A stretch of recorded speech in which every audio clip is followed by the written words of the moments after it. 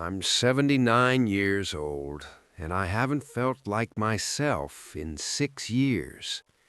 That's how long it's been since I retired. 6 years since I walked out of that office for the last time, carrying a card signed by people I'd worked with for decades, most of whom I haven't heard from since. I thought I was walking toward freedom. I thought I'd earned it. I was wrong. No one told me what happens when you stop. No one told me that the thing you spend 40 years resenting, the alarm clock, the commute, the meetings, the deadlines, might be the only thing holding you together. I worked for the same company for 38 years, started when I was 26. Accounting, nothing glamorous. I wasn't saving lives or changing the world. I was processing numbers, managing budgets, sitting in windowless offices under fluorescent lights that made everything look gray. But I was good at it. People knew my name. They came to me when something didn't add up. I had a desk, a title, a routine. I knew what every day would look like. I complained about it constantly, the monotony, the politics, the way my back hurt from sitting too long. I told myself I was just putting in time until I could finally live. Retirement was supposed to be the reward, the finish line. I had plans. My wife and I were going to travel. I was going to read all the books I'd never had time for, maybe take up woodworking, maybe volunteer somewhere. People kept saying, "You're going to love it. You'll wonder how you ever had time to work." The first week felt like vacation. I slept in. I made breakfast slowly. I sat in the backyard with coffee and didn't think about emails or deadlines. It was quiet, peaceful. The second week felt the same. By the third week, I started noticing the silence differently. The house was too quiet. My wife still worked part-time. She'd leave in the morning and I'd be alone. I'd drink my coffee. I'd read the paper. By 9 a.m. I'd be done, and the rest of the day would stretch out in front of me like an empty highway. I thought it would get easier, that I'd adjust, that I'd find things to fill the time. But here's what no one tells you. Purpose isn't something you find. It's something you have, and then one day it's gone. I didn't realize how much of my identity was tied to that job until I didn't have it anymore. When people asked what I did, I'd say, "I'm retired," and they'd smile and say, "Good for you," and the conversation would end. There was nothing more to say. I wasn't anything anymore. I was just old, just done. The travel plans fell apart quickly. My wife's knees weren't great. Long flights were hard on her. We took one trip to the coast, stayed in a hotel, walked along the beach. It was nice, but it didn't feel like I thought it would. We were just two people in a hotel room watching TV at night, the same as we did at home. The books piled up on my nightstand.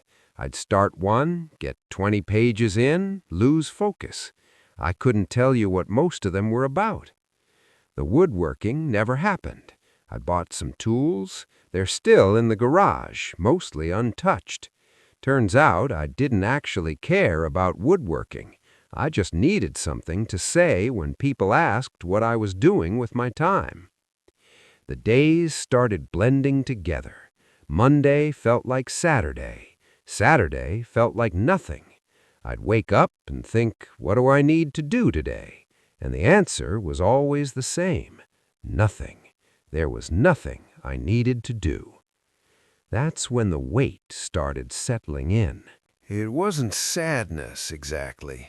It wasn't depression, though maybe it was close. It was more like absence. Like someone had scooped out the part of me that knew how to want things.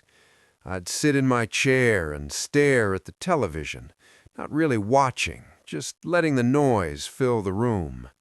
Hours would pass. My wife would come home and ask what I did that day, and I'd say, "Not much." And she'd look at me with this expression I couldn't quite read. Concern, maybe, or pity. I started sleeping more, 10, 11 hours a night. I'd wake up tired. What was the point of getting up? There was nowhere I needed to be. I thought about going back to work, not full-time, but something, part-time, consulting, anything. But who wants to hire a 74-year-old man who's been out of the game for years? And the truth is, I wasn't even sure I wanted to work. I just wanted to feel necessary again. My son lives 2 states away. We talk maybe once a month, short calls. "How are you doing, Dad?" "Fine. You?" "Good. Busy with work." "That's good." Silence. "Well, I should let you go." "Okay, talk soon." We don't talk soon. He has his own life, I understand that. But sometimes I think about when he was young and I was working 60-hour weeks and he'd ask me to play catch or help him with homework, and I'd say, "Not now, buddy, I've got work to finish." I told myself I was providing for him, that he'd understand when he was older. He does understand. That's the problem. He learned the same lesson I did. Work comes first. My wife and I still share the house, but I'm not sure we share much else anymore. She has her routines, book club on Tuesdays, coffee with friends on Thursday mornings. She's busy. She's living. I'm just here.